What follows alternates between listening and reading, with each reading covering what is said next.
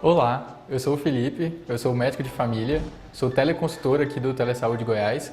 Eu peço licença para você antes desse vídeo começar, porque eu gostaria de convidar os profissionais médicos e enfermeiros do SUS que atuam na atenção primária no estado de Goiás a utilizar o serviço de teleconsultoria aqui do Telesaúde Goiás. A nossa equipe de teleconsultores ela pode te ajudar a tirar dúvidas de casos atendidos na rotina e do seu serviço e sugerir conteúdo atualizado sobre os mais variados temas aí no contexto da APS. Basta fazer o cadastro no site do Telesaúde Goiás e aguardar a autorização. Depois, solicitar a sua teleconsultoria. Aguardamos vocês!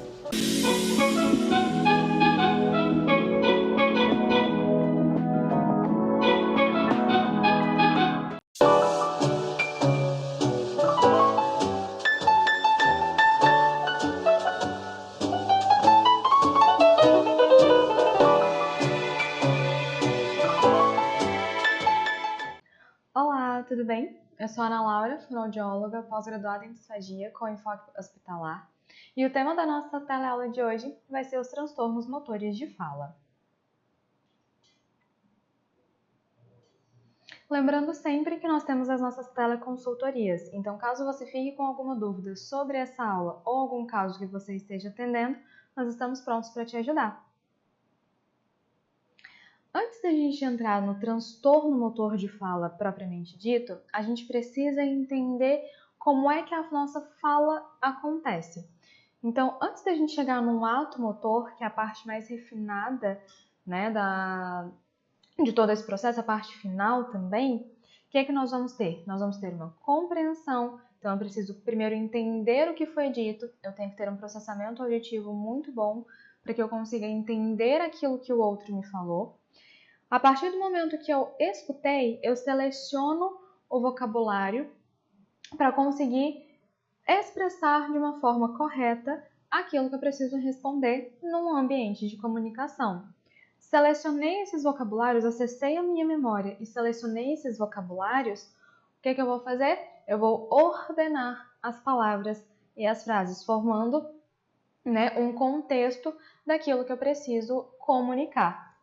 Só que para que eu faça essa ordenação de palavras e frases, depois que eu ordenei, eu preciso programar. Eu preciso fazer uma programação e um planejamento motor. Então, o meu cérebro, em geral, no nosso lobo frontal, né, que tem funções executivas também, eu faço essa programação e esse planejamento e os órgãos dos órgãos fonoarticulatórios. Então, eu vou programar em que movimento os meus lábios, a minha língua, a minha bochecha, a minha mandíbula vão fazer para que eu consiga produzir aquele som e coordenar o som na sílaba, na palavra e na frase. Dessa forma, eu preciso de um processamento cognitivo muito importante e muito correto, muito claro, muito limpo, para que eu consiga comunicar aquilo que eu preciso. Por quê? Se eu não tenho esse processamento cognitivo, esse campo da ideia e da intenção, o outro pode falar comigo, mas eu não vou corresponder. Então, eu não vou ter essa intenção comunicativa. Então, eu começo na minha intenção, faço o processamento, formulo a linguagem. Então, eu vou ter a linguística, eu vou ter léxico, que é o nosso vocabulário. Então, eu acesso aquele meu vocabulário, entender onde está aquela palavra que eu preciso usar. Fazer o uso correto da gramática, né? Porque não adianta eu cometer um deslize num tempo verbal, numa conjugação, ou então numa concordância, né, de gênero, número, grau e afins. E aí eu tenho também a fonologia, que é a fonética com a produção do som e a fonologia de como esse som se concatena um com o outro. Todo esse processo eu transformo na formulação da fala. Tudo isso em conjunto, eu consigo expressar a minha comunicação. E aí, para isso, planejei tudo lá em cima, eu tenho um comando motor para que isso aconteça nos meus músculos de cabeça e pescoço. Então, como a gente vê, o processamento da fala ele é muito complexo. A gente não consegue, de uma forma muito simples, fazer essa formulação. Para nós é muito automático, mas para uma criança que aprende a falar, por exemplo, ou um adulto que teve um AVC, um traumatismo, algum acometimento neurológico, para essa pessoa vai ser muito difícil, porque são várias etapas que acontecem em milissegundos que a gente precisa, mas para a gente conseguir falar da melhor forma. Então, quando eu tenho uma dificuldade no planejamento ou na coordenação dos movimentos, eu posso ter um transtorno motor de fala. O que acontece?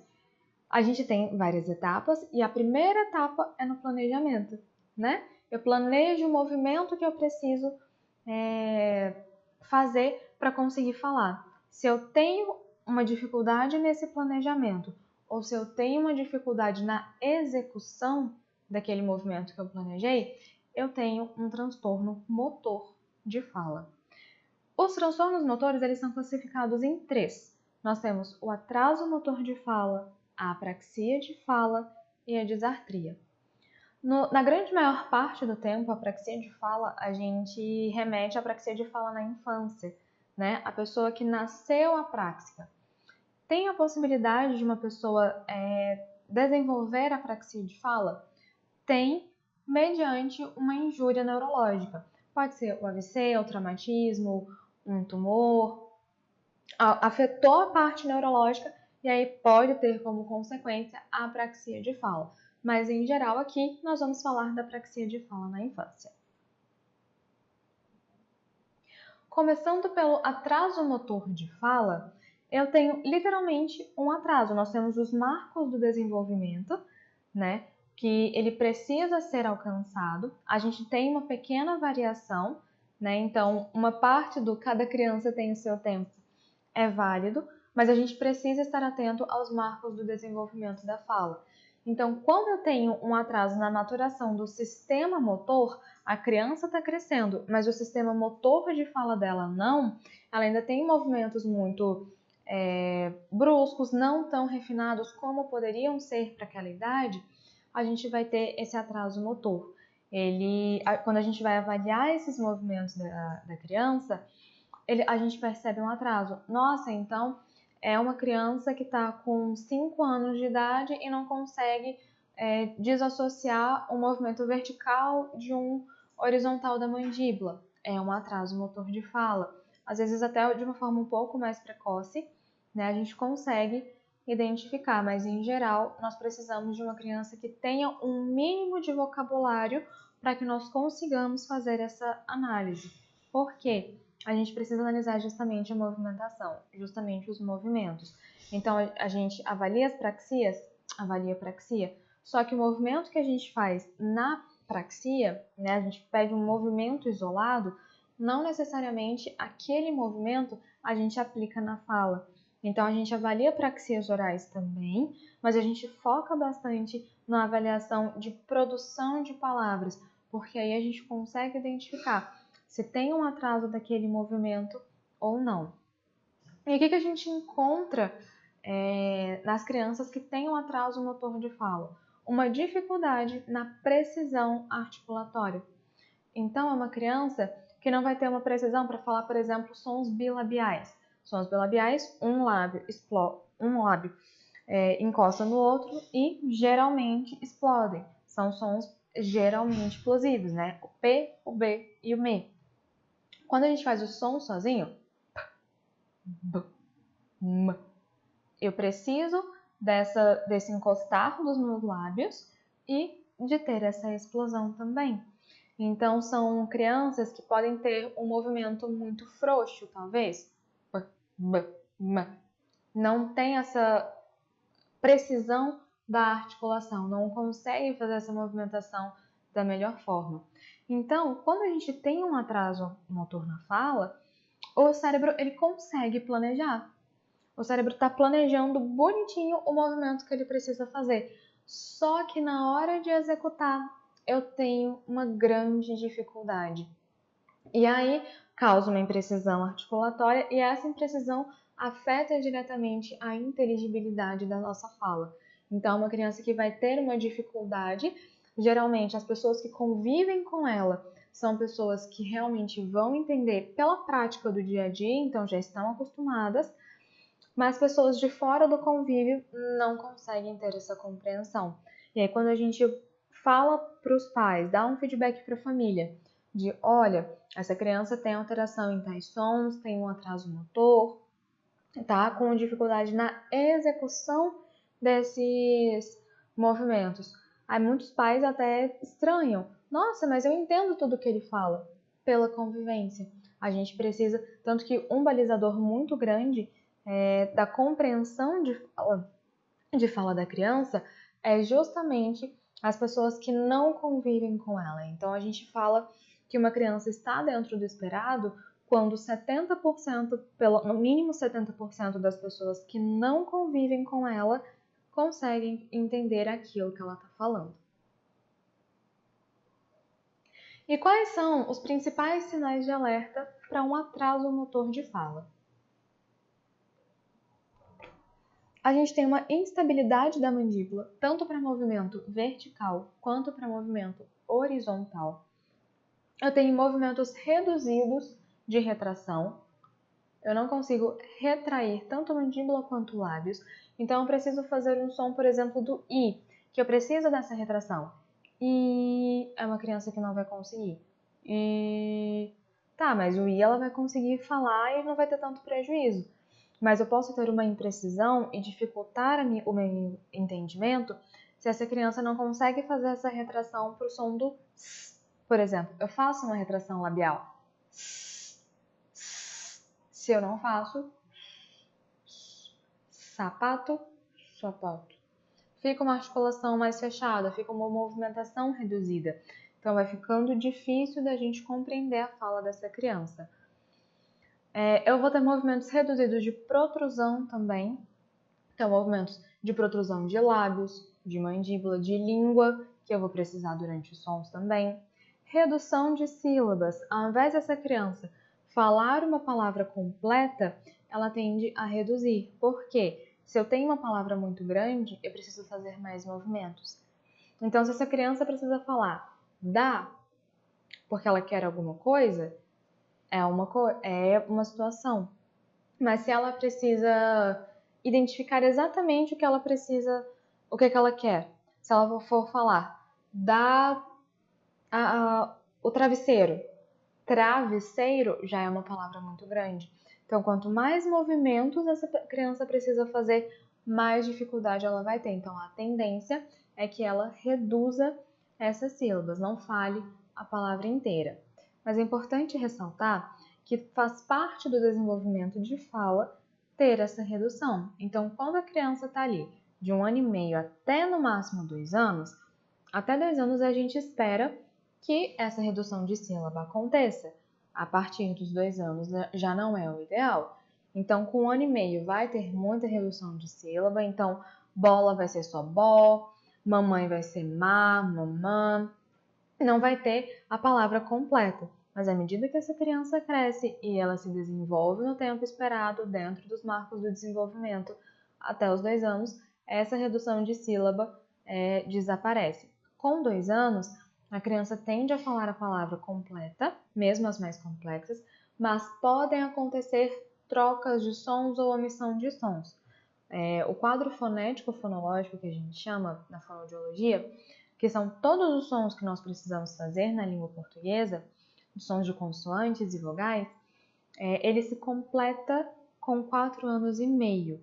Então, com 2 anos, é esperado que essa criança ainda não faça alguns sons. Então, a gente fica alerta se depois dos 2 anos essa criança ainda está reduzindo muito as palavras, é um sinal de alerta. Mas se ela não reduz e apresentar algumas trocas, pode ser que esteja dentro do esperado, tá? E ela pode ter uma imitação inadequada de entonação. Ela não consegue coordenar a entonação da fala. Então, a gente tem uma certa entonação para falar, por exemplo, mamãe. Ela pode falar mamãe. Ela vai trocar essa entonação das palavras. Ela vai colocar o acento da palavra, a parte mais forte da palavra, em outro lugar, justamente pela falta de coordenação da movimentação. para eu colocar a entonação no mamãe, eu preciso fazer um movimento com a minha língua, com a minha cavidade nasal, para que aquilo esteja da melhor forma, né? E quando eu tenho um atraso motor de fala, eu vou ter essa dificuldade. Depois do atraso motor, hoje em dia a gente tem uma grande demanda com a apraxia de fala na infância. Até um tempo atrás, era um pouco mais difícil a gente diagnosticar uma apraxia de fala na infância. Por não ser tão estudada, ainda é pouco estudada, a gente precisa de muito mais estudos. Mas hoje nós temos mais bases sólidas, né, para a apraxia. E a gente tem como identificar, fazer um diagnóstico diferencial entre um atraso motor de fala e uma apraxia de fala na infância. Por que a gente precisa fazer essa diferenciação? Na apraxia de fala na infância, eu vou ter como afeto, eu vou ter afetado o meu planejamento. Então, a habilidade de sequencialização dos sons, dos movimentos de produção da fala, é afetada. Eu não consigo planejar o movimento que eu preciso fazer. Então, percebem que quando a gente fala do atraso motor, eu planejo, mas eu não consigo executar. Na apraxia de fala da infância, eu não consigo planejar. Se eu não planejo, eu não vou conseguir fazer. Então, a apraxia de fala na infância, ela tende a ser mais difícil, tanto para diagnóstico, tanto para terapia e tanto para entender a fala dessa criança. Por quê? Se a gente pensa que eu não consigo planejar o movimento, então, ao contrário do atraso motor de fala, que eu vou sempre fazer um som diferente, eu vou sempre fazer da mesma forma, igual nós comentamos sobre o som do P, por exemplo. Se a criança vai fazer, ela sempre vai fazer esse, seja para falar papai, seja para falar capa, seja para falar qualquer outra palavra em qualquer posição que esse P esteja. Na apraxia de fala da infância, não. As trocas dessa criança, elas vão ser muito inconsistentes. Por quê? Não planejou o movimento. Então, cada momento que essa criança vai falar uma palavra, ela vai falar de uma forma diferente. Por quê? Porque eu não tenho um planejamento motor. Se eu não planejo, eu não executo. Então, a minha execução não vai ser a mesma. Então, eu posso pedir para a criança falar, por exemplo, boca. Ela pode conseguir falar boca uma vez certinho. Aí, da próxima vez, ela fala doca. Da próxima vez, goca. Depois, ela fala louca. Porque cada vez ela faz um movimento diferente, porque ela não consegue planejar. Então, é um diagnóstico mais difícil, é um diagnóstico mais demorado também, porque a criança não consegue executar aquele movimento. Ela não executando esse movimento, ela vai demorar mais para falar. Então, é uma criança que tende a não ter muitos balbucios na época de bebê, por volta ali dos 6 a 8 meses. É uma criança que não tem as primeiras palavras por volta de 1 ano até 1 ano e meio. Então, a gente tem alguns sinais de alerta também. Então, quando a gente tem uma apraxia de fala na infância, que é um transtorno neurológico, é de origem neurológica. Eu não consigo planejar, programar a movimentação que eu preciso fazer. Então, é um transtorno neurológico que afeta o planejamento e a programação das sequências de movimentos necessários à produção dos sons da fala, na ausência de déficits neuromusculares. Então, descartei todo o atraso motor de fala. Não tenho nenhum outro comprometimento neurológico. Não tenho nenhum reflexo anormal, não tenho tônus alterado, não tenho nada neuromuscular que justifique esse atraso de fala, que justifique essas alterações de fala. Aí eu também vou classificar como uma apraxia, tá? Então o cérebro ele não consegue planejar e programar os movimentos corretos, mas é uma criança que tem boa compreensão da linguagem. Tudo que você fala para ela, ela compreende, o que é ótimo, né? Se é uma criança que não compreende, fazer o outro compreender é muito mais complexo, né? Mas são crianças que tendem a ter uma boa compreensão da linguagem, mas têm uma fala limitada, com vocabulário um pouco mais difícil. Esse vocabulário é de difícil compreensão, porque, como nós comentamos, não tem um padrão para aquela troca. Cada movimento vai ser feito de formas diferentes. E está muito relacionado também com a extensão das palavras. Se eu não planejo um movimento, eu não vou planejar um movimento curto, mas eu também não vou planejar um movimento longo, percebem? Então, vai ser realmente muito difícil eu compreender a fala dessa criança, principalmente em casos mais graves da apraxia. E é fácil e muito importante a gente identificar as diferenças entre a apraxia de fala da infância e o atraso motor de fala, porque eles podem ser muito confundidos, né? As características elas são muito similares. Na prática, a origem é completamente diferente, mas na prática eu tenho muita semelhança. Então a gente precisa entender o que acontece na apraxia e o que acontece no atraso motor. Então, quando eu tenho a apraxia de fala, eu preciso ter uma falha no planejamento, na programação daqueles movimentos. Enquanto no atraso motor de fala, o meu erro está na execução, a minha falha está na execução. Quando eu tenho apraxia de fala, esses movimentos, essa dificuldade, ela persiste na vida adulta, tá? É muito difícil para o cérebro, não que não tenha terapia, tá? A terapia fonoaudiológica auxilia muito esses pacientes, é o tratamento recomendado para apraxia de fala na infância, né? Nós atuamos muito em conjunto. Aqui em Goiás não tem tantos foniatras, né? Em São Paulo, por exemplo, já é uma realidade mais comum. Foniatria é uma área da medicina que estuda bastante esse desenvolvimento neurológico, né, da fala e da linguagem. Então, eles atuam conosco para identificar outras demandas e nos auxiliar na complementação do diagnóstico. Então, o diagnóstico da apraxia, ele é fonoaudiológico. Somente o fonoaudiólogo pode dar esse aval. É apraxia de fala, não é apraxia de fala. Mas a gente precisa desse olhar na medicina também para entender quais as implicações neurológicas dessa condição para aquela criança. Então, ou para aquele adulto, porque a apraxia ela se estende até a vida adulta.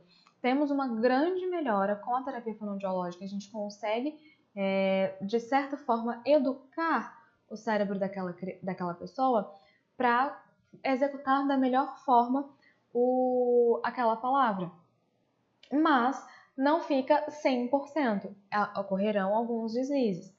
Já no atraso motor de fala, é só um atraso motor. A gente consegue alinhar esse atraso e deixar dentro do esperado. A gente estimula, né, a execução daqueles movimentos e a gente consegue chegar dentro do esperado. Então, não acompanha, geralmente, a criança numa fase adulta de vida. E também no atraso motor, a gente tem um transtorno fonológico inconsistente. Então, transtorno fonológico, a gente tem aquelas trocas, né? Isso acaba sendo um pouco inconsistente, porque uma hora vai conseguir, uma hora não, porque o atraso é motor. Na apraxia, a gente tem uma prosódia em staccato. É uma apraxia muito assim. Parece que a pessoa está falando silabado, mas é o staccato, ela não tem essa coordenação. Então, tem uma quebra de ritmo e uma quebra de coarticulação. Coarticulação é quando eu junto um som com o outro. Então, ao invés de eu ter o som, por exemplo, do bo no boca, ao invés de eu ter o boca, eu posso fazer boca. Eu vou ter essa quebra e esse ritmo e a quebra de coarticulação também. Eu quebro um som com o outro. No atraso motor, a gente vai ter erros de acentuação também, porque é difícil fazer a força correta para fazer a acentuação correta, e a gente tende a ter prolongamentos de vogais, tá? Porque as consoantes, elas necessariamente precisam de um impacto ali, né? Então, eu preciso de alguma barreira, de alguma dificuldade, de algum atrito, seja um atrito bilabial, p, b, m, seja um atrito de fricção, como s, z, sh, j, seja uma líquida, por exemplo, que a gente chama, que é o som do l, do r, do r. Eu preciso desse atrito, eu preciso desse impedimento do ar. De alguma forma, esse ar é impedido de passar e esse impedimento transforma o som numa consoante. Dessa forma, eu vou ter um prolongamento de vogais. Por quê? Porque a vogal ela não tem nenhuma interruptura, né? Se eu for fazer A, E, I, O, U, eu não tenho nenhuma ruptura, não esbarra, não barra aquele som de nenhuma forma, em nenhum momento, né? Então, eu tendo a prolongar, porque eu não vou conseguir executar o movimento seguinte. Na apraxia, eu tenho ensaios e tateios articulatórios. Então, uma criança que vai falar a palavra boca, ela vai ficar ensaiando para falar a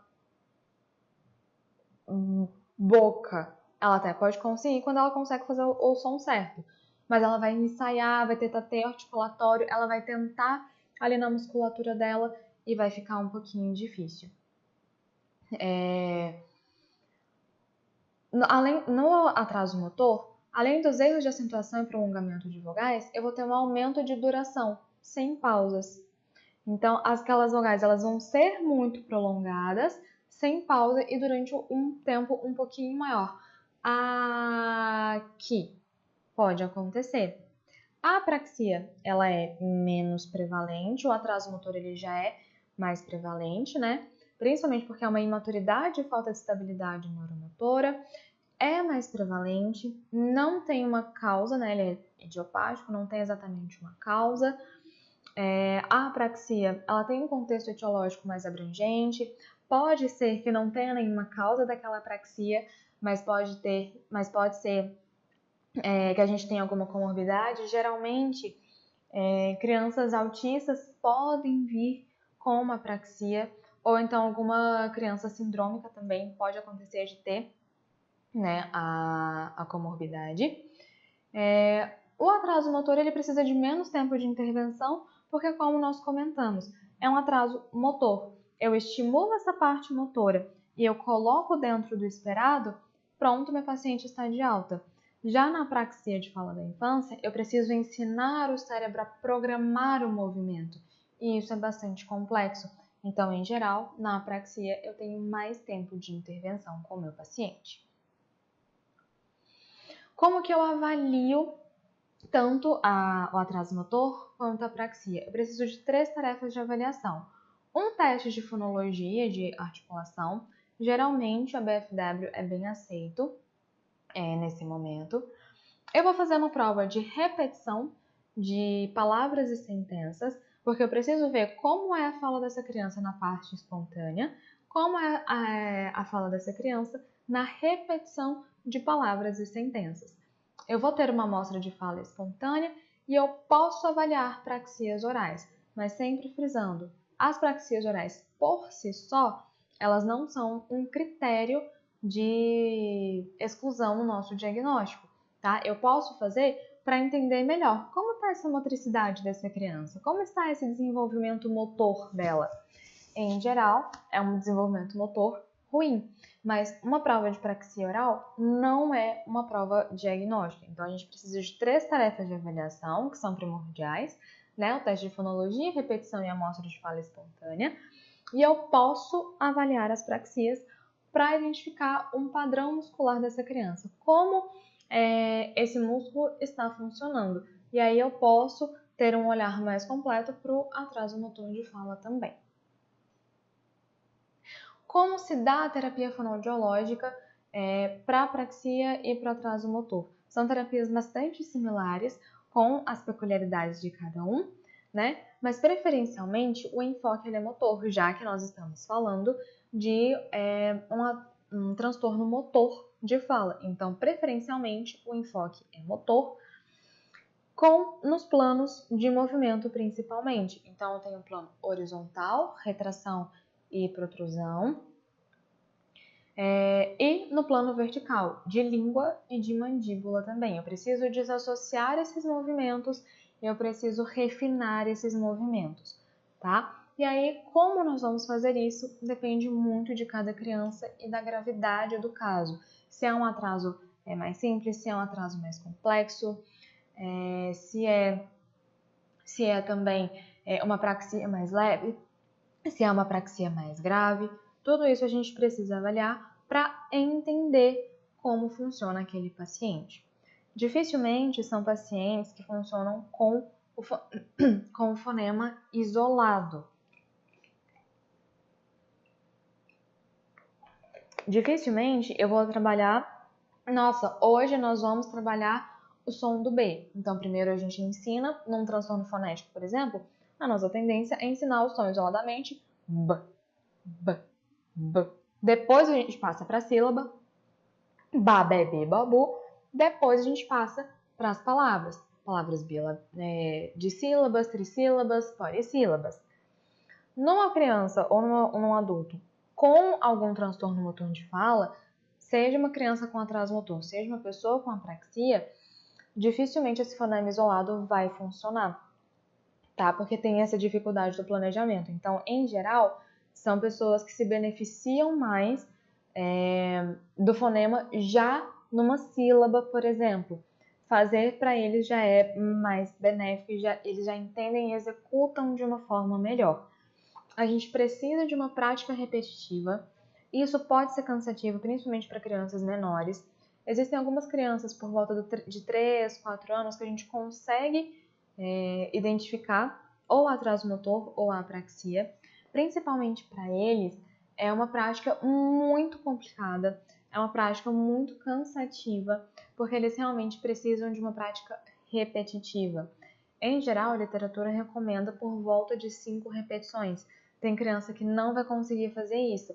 Claro que quanto mais repetições, melhor, mas num treino mais ordenado, a gente preconiza 5 repetições no mínimo, né, daquela sílaba, daquela palavra-alvo, e nem todos vão conseguir fazer.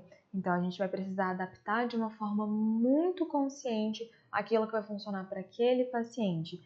Então, a gente não vai conseguir ter necessariamente, por exemplo, um banco de palavras para trabalhar com aquele paciente, como a gente teria num transtorno fonético, por exemplo. Uma criança que só troca um som da fala.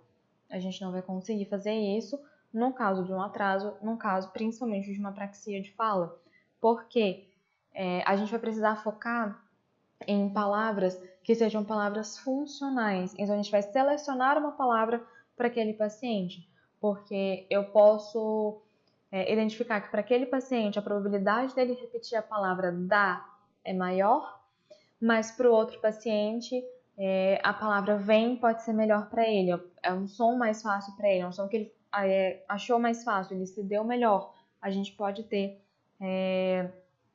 essa variação, então cada paciente vai funcionar de uma forma. A pista ela tem que ser multissensorial, então eu vou dar uma pista visual, eu vou dar uma pista auditiva, eu vou dar uma pista sinestésica, eu vou pegar no paciente, eu posso utilizar um sabor, utilizar outros materiais que ajudem esse paciente a identificar aquele som, aquele movimento que ele precisa fazer, tá? Então, sempre pistas multissensoriais, tanto para apraxia quanto para o atraso motor. Mas o ideal é que a gente inicie com muitas pistas e que elas sejam retiradas aos poucos. A gente não pode deixar a pista como uma muleta para sempre. Essa criança precisa evoluir e conseguir fazer sem aquela pista. A gente precisa de intensidade. No início é uma terapia mais intensa, a gente precisa de uma repetição muito massiva e nem sempre vai ser um tempo longo de terapia. Então, pode acontecer, principalmente na apraxia, nós precisamos de uma frequência muito grande, né, com aquela criança, mas nem sempre a família vai ter tempo, vai ter dinheiro para levar a criança 3 vezes na semana no consultório, por exemplo. A gente pode diluir um pouco dessa terapia. Então, ao invés de a gente fazer uma sessão por semana de 40 minutos, por exemplo, vamos fazer 2 sessões de 20 minutos. Sessões mais curtinhas, mas que vão ser benéficas porque a gente vai ter um dia a mais ali com aquele paciente e é um dia a mais de prática repetitiva, né, que eles precisam bastante. E a gente precisa focar na aprendizagem motora, então a gente vai dando muitas pistas com muita repetição para que essa parte motora seja aprendida. Então, o que essa criança precisa ter no mínimo para que a gente consiga fazer uma terapia com ela? Ela precisa de um contato visual, porque ela vai precisar olhar muito para os nossos movimentos, senão ela não consegue fazer aquele movimento, né? Fazer uma repetição. ela precisa da imitação verbal, porque não adianta nada ela me olhar, mas não conseguir repetir o movimento, então ela imitar, ou pelo menos tentar a imitação, né? Precisa de uma atenção conjunta, porque eu vou precisar de uma atividade, uma hora a gente vai focar na mesma atividade, então eu preciso dessa atenção conjunta. Eu preciso de intenção comunicativa, ela precisa querer se comunicar. Eu preciso de uma regulação sensorial, principalmente nos casos de pessoas autistas. Essa regulação sensorial ela é muito importante, porque em vários momentos a gente precisa pegar, tocar no paciente, né? Nem sempre eles têm essa facilidade com o toque. Então, a gente precisa de uma regulação sensorial muito importante para que nos auxilie, né, no momento da terapia. A gente precisa de nível cognitivo, então descartar uma deficiência intelectual, por exemplo, e precisa de motivação. Então, seja a motivação que for, né? Eu já tive paciente, por exemplo, que ela era apaixonada por uma dupla sertaneja e a motivação dela era falar bem para que ela pudesse gravar um vídeo para eles. Então a gente usa dessa motivação. Outra criança pode ter a motivação de que ela consiga brincar e que os colegas da sala de aula consigam entender o que ela fala, ela conseguir pedir alguma coisa para a mãe dela. Então a gente precisa dessa motivação também. Então, os princípios da nossa aprendizagem numa terapia para apraxia e para atraso motor, a gente precisa da aprendizagem motora, que ela vai ter a aquisição, eu adquiro o movimento, eu consigo fazer o movimento, eu vou reter aquela aprendizagem, então eu aprendi a fazer o movimento, eu vou reter aquele movimento e aí eu generalizo, eu vou reter para uma situação. Depois eu generalizo para outras palavras e outras posições. Eu falar o som do B em boca é diferente de eu falar o som do B em abacate, que é diferente de eu falar na palavra cabo. Então, um está no começo, o outro está no meio e o outro está no final. Existe muita diferenciação e aí, na fase de generalização, a criança passa de um lugar para outros lugares também. E tudo isso precisa de muita repetição, né? Os transtornos motores, eles precisam de muita repetição. Qualquer um dos três transtornos, tanto atraso motor, quanto apraxia, quanto disartria, precisa de uma prática repetitiva, porque é motor, é movimento. Então, eu preciso dessa prática repetitiva. E entrando na disartria, é um distúrbio motor de fala também, de origem neurológica. Então, em geral, a disartria, ela vem de uma injúria neurológica, geralmente de um AVC, de um traumatismo, de um tumor ou qualquer outra coisa nesse sentido, mas crianças podem apresentar disartria, né? E essa disartria geralmente vem associada a alguma comorbidade, como, por exemplo, autismo ou outras síndromes, tá? Na disartria, eu tenho um acometimento de várias etapas.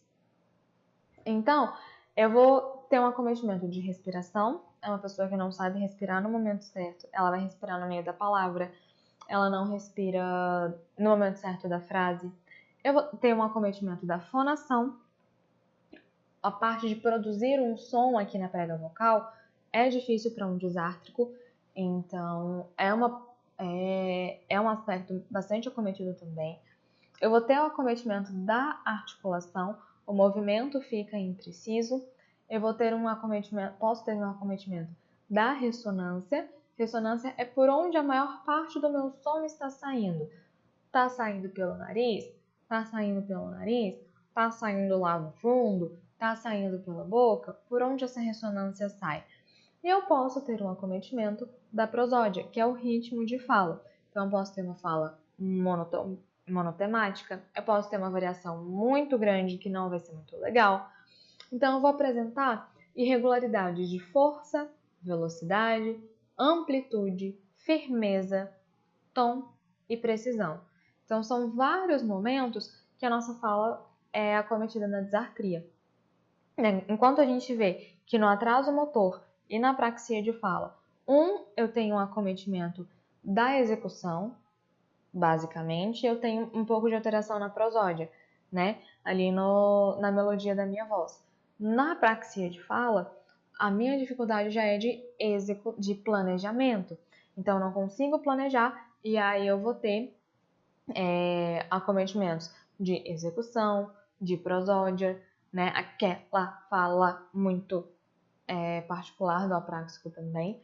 Na disartria, eu vou ter um pouquinho mais de comprometimento, então ela é um pouquinho trabalhosa também.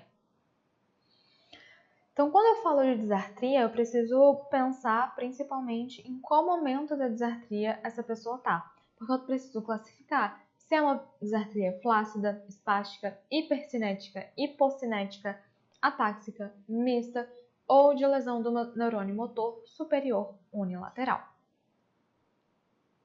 Quando a gente fala de uma disartria flácida, eu falo de danos nos neurônios motores inferiores, que são os nervos cranianos, né? O quinto par, que é o trigêmeo, o sétimo par, que é o facial, o nono par, que é o glossofaríngeo, e o 12º par também.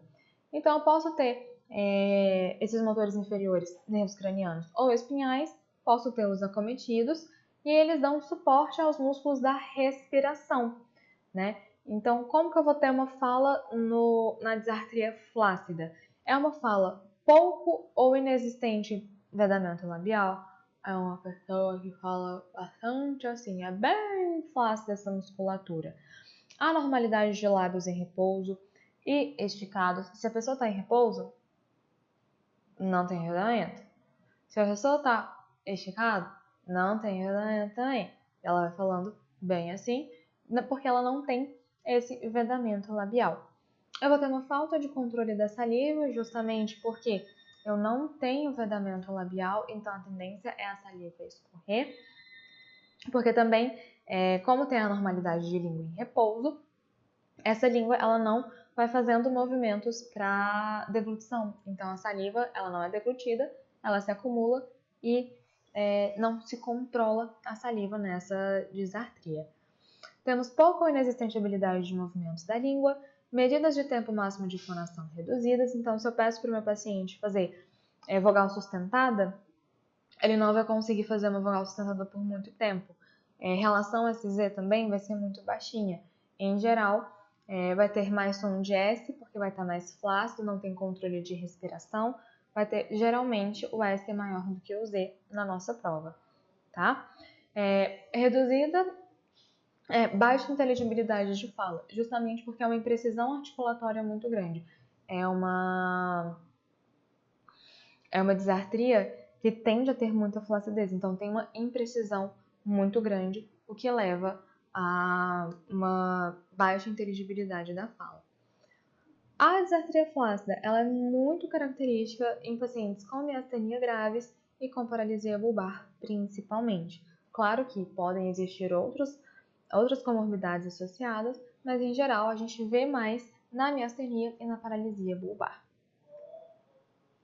Quando eu falo da disartria espástica, eu tenho dano bilateral aos neurônios motores superiores. Então, eu trato córtico-bulbar e córtico-espinal. O que eu vou encontrar numa disartria espástica? Eu vou encontrar uma voz muito anasalada, porque eu não tenho controle ali do meu véu palatino. Eu vou ter consoantes muito imprecisas, vogais vão ser distorcidas também. A voz ela é uma voz muito estrangulada, bem assim. Eles falam realmente com muita dificuldade. Eles exigem muito esforço da fala, é muito difícil para eles. São reflexos musculares anormais, tem os espasmos, daí vem o nome espástico, né? E geralmente está associado com o traumatismo crânioencefálico. Então a gente precisa fazer um trabalho bastante motor, né? Tudo aqui está sendo motor. Então, a gente tem um trabalho motor muito grande, mas ao contrário da disartria flácida, que eu tenho a flacidez muito grande, eu preciso tonificar essa musculatura, aqui eu preciso do contrário. Eu preciso relaxar essa musculatura para regular ali a fala dessa pessoa. Quando eu tenho uma disartria hipercinética, eu tenho uma ruptura dos circuitos de gânglios da base. Então, pacientes com coreia, atetose, distonia, são pacientes que podem apresentar uma disartria hipercinética, está funcionando demais, então eu vou ter uma voz bem áspera, uma distorção na articulação de vogais, interrupção articulatória irregular, né? Então, não é sempre que as interrupções vão acontecer exatamente da mesma forma, não tem um padrão. Eu vou ter alteração prosódica, é uma pessoa que não vai saber fazer uma modulação e uma articulação, uma boa articulação e modulação, né, da voz, e vai ter uma incompetência de ressonadores. Então, pode ser uma voz com alteração de ressonância, pode ser uma ressonância mais nasal, pode ser uma ressonância mais laringofaríngea também, mais lá para trás, principalmente porque acaba tendo bastante força nessa musculatura. Já na hipocinética, já é um pouquinho diferente. Então, se na hiper eu tenho uma coisa que está funcionando demais, na hipo está funcionando de menos, como, por exemplo, numa doença de Parkinson. Então, também tem uma ruptura dos circuitos de gânglios da base, mas eu vou apresentar uma qualidade vocal rouco-soprosa. Eu não vou ter uma voz áspera. Eu vou ter uma voz rouco-soprosa e muito trêmula. Por quê? Não está conseguindo vibrar da melhor forma ali. Eu tenho uma imprecisão articulatória pela rigidez, então eu não tenho essa mobilidade muscular, né? Eu tenho uma rigidez da minha musculatura e essa rigidez altera a minha fala. Por isso vem a voz rouco-soprosa, por isso vem a voz trêmula, porque tá contraindo demais, tem uma hipercontração, uma rigidez, né? Tanto que uma das principais características do Parkinson não é tanto o tremor, é a rigidez muscular. Eu vou ter uma velocidade de fala alterada, porque a contração é tanta que não consegue ter uma velocidade de fala maior. Eles tendem a ter uma fala bem lentificada, vão apresentar tremor de lábios e língua, tem diminuição da prosódia também. Então, é bem característico uma disartria hipocinética e a gente precisa trabalhar principalmente a questão da rigidez, né? A gente tentar ajustar essa musculatura da melhor forma. Claro que tem a parte medicamentosa, né, que o médico precisa fazer essa avaliação, mas a gente entra com terapia junto também com a fisioterapia para tentar não deixar tão rígido essa musculatura e ter uma melhora tanto da parte de comunicação quanto da parte de deglutição também. Quando eu tenho uma disartria atáxica, eu tenho uma ruptura dos circuitos do circuito cerebelar. Então, nós temos o cerebelo, que ele regulariza os nossos movimentos, alguns dos movimentos, né? Então, eu tenho uma ruptura desse circuito. Então, o que eu vou ter? Uma fala atáxica. Quando a gente vê um paciente atáxico, é aquele paciente, por exemplo, pensando no motor global, que anda, não tem uma coordenação motora para andar, ele anda em bloquinhos, né? A gente pensa essa fala como um bloco também. Então, eu vou ter uma qualidade vocal áspera, monotonal, de monointensidade também. Então, eu não consigo falar mais forte, falar mais fraco. Eu não tenho essa regulação. Uma imprecisão articulatória pela lentificação de fala e tremor de lábios e língua. Variação prosódica também. E ela está associada a lesões cerebelares ou de vias que conectam o cerebelo ao sistema nervoso central. Então, a disartria atáxica ela é bastante confundida com a voz de bêbado, por exemplo. É bem aquela voz, bem aquela fala de um bêbado, porque tem essa dificuldade na execução. Quando eu tenho uma disartria mista, vai ser a combinação de 2 ou mais tipos de disartria, e aí depende muito da comorbidade que a pessoa tem. Então, numa esclerose lateral amiotrófica, eu posso ter uma disartria flácida mais espástica. Na esclerose múltipla, eu posso ter uma disartria espástica e uma atáxica. Na doença de Wilson, eu posso ter uma disartria espástica, atáxica e hipocinética. Então, a gente vai avaliando com as provas de voz e de fala para identificar o que tem de alteração. Eu posso encontrar uma disartria mista também nos traumatismos crânioencefálicos. E por fim, nós temos a disartria do neurônio motor superior unilateral, geralmente associado aos acidentes vasculares cerebrais, e eu vou ter um comprometimento cognitivo-comunicativo muito grande, né? Então, são pacientes que têm várias outras comorbidades, vai ter uma negligência visoespacial também, ele vai ter uma dificuldade, por exemplo, de identificar que um objeto está na lateral dele, porque ele está enxergando só uma lateral. Ele pode ter uma dificuldade de identificar, de enxergar, de ajustar da melhor forma aquilo que ele precisa. Eu posso ter também déficits pragmáticos. O que é a pragmática? É a forma de comunicação, é o se fazer entender. Como essa pessoa se faz entender. Pode ter essa dificuldade também, porque ela não vai entender mais os contextos, ela pode não ter uma intenção comunicativa, ela pode até ter intenção, mas ela não mantém. Ela tem várias dificuldades ao longo desse momento. Como que a gente avalia? Com as provas de fala, a gente pode usar a BFW para palavras isoladas. A gente pode utilizar provas de voz, né, uma avaliação vocal também na disartria, porque a gente precisa verificar, né, esse tempo máximo de fonação, como está essa musculatura durante o processamento da fala. Tudo isso a gente pode fazer com esses protocolos.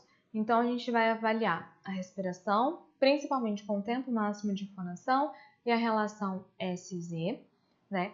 A gente pode fazer provas de fala também para identificar quantas palavras aquela pessoa está falando por minuto e afins.